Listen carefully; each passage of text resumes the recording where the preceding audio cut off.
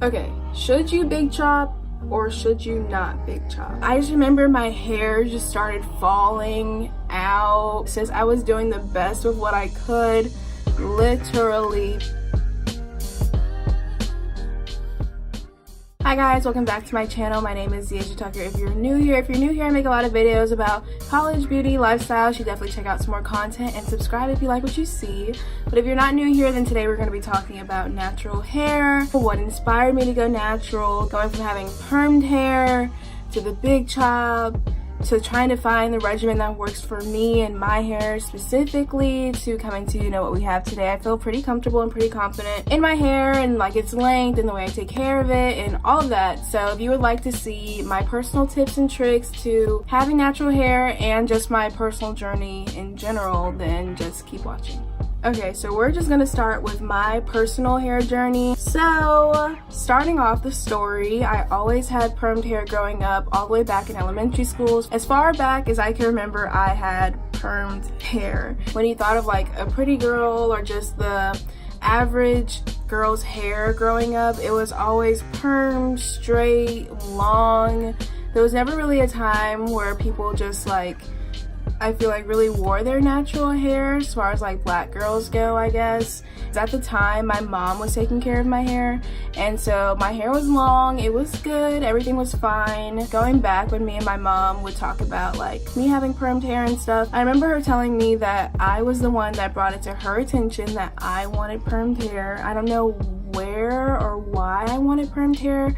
Probably because all the girls around me either had permed hair or straight hair, and I just wanted to fit in with everyone. I don't even know really what my natural hair looked like back then, so I don't really remember. Honestly, I really think of my curly hair, natural hair, I wasn't really introduced to it until I did my own big chop, so it was really like, oh hello, how are you, nice to meet you, because I've been with permed hair like literally all my life. So what really started getting rocky is when I started taking care of it in middle school. I think I would say like 7th grade is when I started taking care of it, 7th or 8th maybe, doing my own perms, straightening it, combing it out and all that kind of stuff. My mom would like buy me a perm set and I would just do it, and that was never a problem. Don't think like, oh, like all my hair fell out, not yet. But and then in middle school when I was taking care of my hair, I don't really think it was that bad. I don't really remember, I'm sorry, but that's just like kind of a gray area. But I knew I was still doing perms and I still had hair. So now high school, from the beginning of high school, I still had permed hair. I was still doing my own permed hair. Definitely in high school, that's when I started to notice that my hair was falling out, getting thinner. I remember I would just cut my hair because there was always this like spot in the back. Let me draw this out for y'all. But you typically want your hair to be straight across in the back, or you can even get a haircut, not this drastic, but obviously you can get a haircut where your longest hair is in the middle and that will be fine. But my hair was literally like this. I don't know if it was because I didn't have enough patience to like comb out my hair, or if the perm did that, or me just ripping out my hair in the back, because even now with my curly hair, my like thickest, coarsest, tightest, most like nappy, hardest to do hair is in the middle back section, and I have to be very careful with that because I don't want to revisit this again. But yeah, this is what my hair looks like when it was permed. I was very insecure about it, honestly. I remember always going back in middle school and just looking at other girls' hair and seeing like how they had, either a straight line or they had a little bit longer in the middle, but it was like an obvious haircut that made it like that. And mine was like, I was missing hair right here. So I would always do like this. I would pull my hair and just pull it to the front, you know what I mean? Just so it'd be like all up here, so you couldn't really see that I was missing hair back here, because I never wanted to wear it all the way in the back because then people would realize, and I'm sure I was just being insecure. No one was really going to realize all that. And I tried to cut it to where all of my hair was the same length as my shortest piece in the back, you know, when it made like this shape. But honestly, that was way too short than what I was used to like cutting it at. So I was like, Started wearing extensions to cover up like the big like broken off hair in the back, and also to bring back my length. The extensions weren't blended, they looked terrible, my hair looked so fried, and it was just terrible. This is what started my whole going natural journey. My Nana had sent me this big gallon Ziploc bag full of like scrunchies and clips and hair ties, just all these hair products. And I remember that there was like a perm in there. I never really thought that it would be like old, or I don't know what was going through my mind, but I used it and I put that perm in my hair. I just remember my hair just started falling out by big clumps in the shower, and I was just like, you know, washing it, combing it, and it would literally start coming out. So I'm guessing that, not even guessing, I'm sure it was a really old perm probably, and it just made my hair super thin, already thinner than what it was, and we were already missing hair in the back, and I was already wearing extensions to make up for the fact that my hair was getting thinner. So I was like, oh my goodness, what am I about to do? I'm not trying to big chop, I'm not trying to do anything like that. So I started wearing my hair in this like twist back protective styling. I would take the front of my hair, twist it all the way back along the sides, and then put it into a low bun in the back of my hair.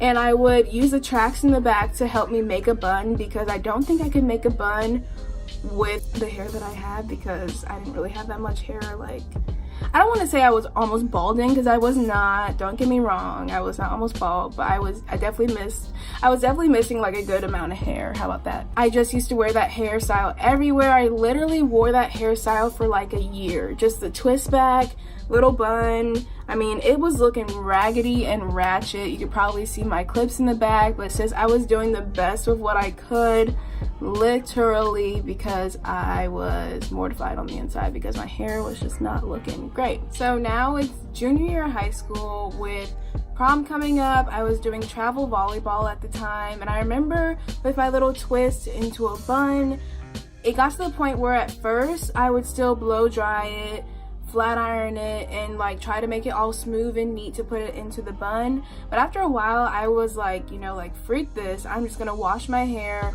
condition it, and then just put it into a bun.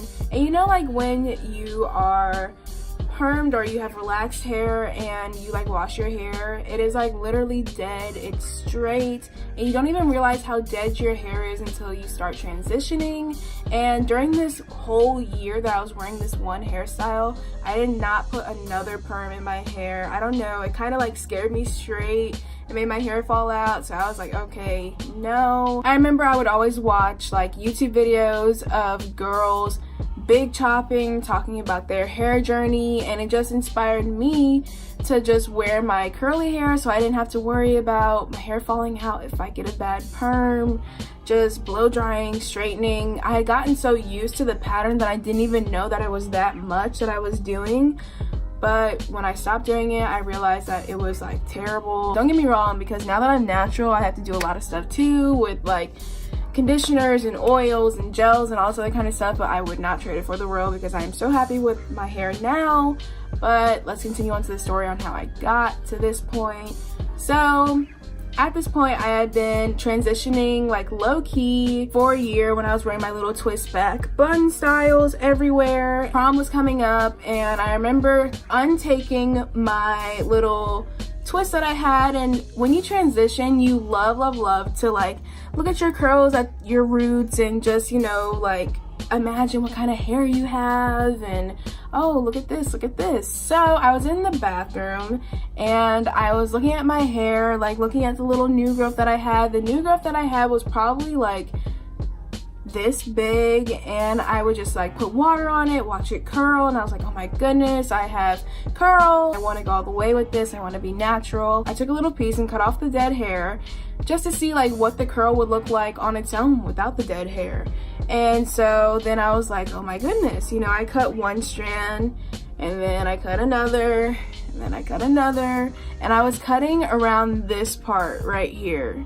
So push comes to shove, it's like probably 10 minutes, 15 minutes later, and I had big chopped the whole front part of my hair right here into my little natural fro, which was probably not the worst thing I ever did, because it definitely pushed me to be natural. It was like, okay, you're natural now, because your whole front of your head, your little hairline is natural. But luckily enough, it was like barely long enough for me to put it in these two little strands, because my hair is literally this long and I would have to like get in there, put some elbow grease, twist it hard to really twist it along so I could put it all the way back into my ponytail. I kind of regretted it, because there were times when my hair would like stick up or not really want to work with the twisting that I was doing. I don't remember really when I big chopped all the way. Oh, yes I do. Okay, here we go. So it's the end of junior year, it's prom season. My mom puts my hair into this slick bun. It looked great, you know, we pulled it off, and I remember after taking my hair down, I just saw, you know, that my hair was actually growing, and I had so much new growth everywhere, because at this point it's been like a long time since I've been transitioning. It's getting kind of long. It was like this long all around. Okay, this long stretch, don't get me wrong, not this long with just chilling curls. So this long stretch, so it was a fro all the way around, and I just cut it. I was like, I'm tired of hiding my hair. I want to learn how to take care of natural hair. I think I'm ready. So I cut the fro, and if anyone knows, cutting your hair is a big step from going from, even from hiding my hair and having tracks into a little bun every day to going to a little fro. It definitely put a big test onto my confidence. I'm sure anyone can abide by this. Not only just taking a big step into cutting my fro, but not even knowing what products my hair likes, my regimen yet, how to really take care of my hair yet. I literally went from just wash it, condition it, dry it, and then just twist it up and put it into a bun and just hide it for like a year and some change, to being natural and needing to put product in it and not have it look dry and not have it look like matted and all this other kind of stuff, just trying to find what really works. I remember some days that I would have all these white flakes in my hair because I was mixing products that didn't really work together. And I remember one day I was literally fresh on the natural boat, and my coach was like, you know, you have some like white flakes on your hair, right? And I was like, listen, I know it's gonna take time for me to, you know, get used to this natural thing and just all that kind of stuff, but it was bad. It was really bad. I feel like as a natural, you don't just wake up and just know what all your hair needs. You can watch as many YouTube videos as you want, look at as many websites and all these like Instagram bloggers and all this other kind of stuff, but your hair is unique to you and you need to find out what your hair wants. And I was still going through the motions of trying to figure that out. And so I had a fro for like 100% of senior year. Okay, should you big chop or should you not big chop? This question everyone goes through in their head. What do they want to do? Do they think they can rock the fro? Do they think they can even handle the fro look?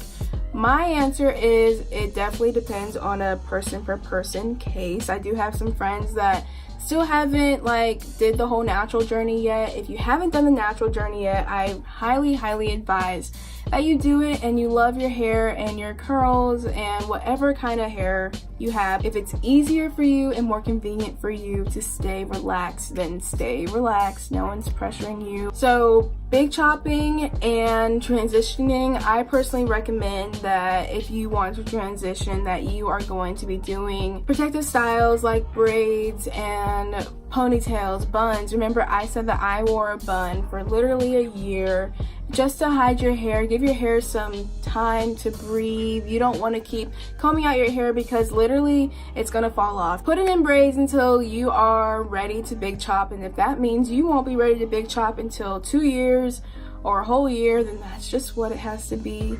Don't be afraid to put it into a bun. Don't be afraid to put it into a ponytail. If you wear your hair down, I feel like you're just gonna look at your hair and just be like, oh my god, you know, it's like dead, it's straightened, it's not looking as good, especially if you don't straighten it, because it's just gonna look like, you know, dead.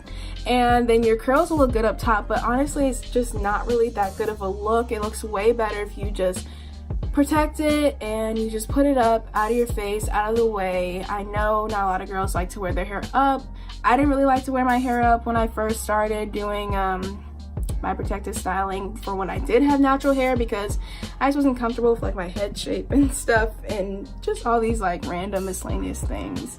But now I have grown to love protective hairstyles. Nowadays you'll find my hair in a top knot or a pineapple or low bun or even out. So that is it for today's video. It is a big, huge journey, and it's honestly way bigger than you think. It affects you in many more ways than you think, mentally, physically, just like you change the way you view yourself, if that makes sense. And honestly, it changes the way, like how pretty you think you are and things like that. So if big chopping really isn't for you, then I definitely suggest, number one, you should just transition, put some braids in your hair for however long you need to. Don't be afraid. If it's going to be years for your hair to grow to the point where you can comfortably wear it out and curly, then that's what you need to do. No one is pressuring you to put your hair out in the open. So yeah, until next time, make sure you guys like, comment, and subscribe. If you have any questions about anything related to natural hair, big chopping, protective styling, anything, I'm pretty like experienced in this sort of stuff because I've been doing it for like 3-4 years now. So, or no, maybe like 2-3 years now. So I can definitely help you in anything you might need. Thank you so much for watching, and make sure you like, comment, and subscribe, and I will see you guys next time. Bye.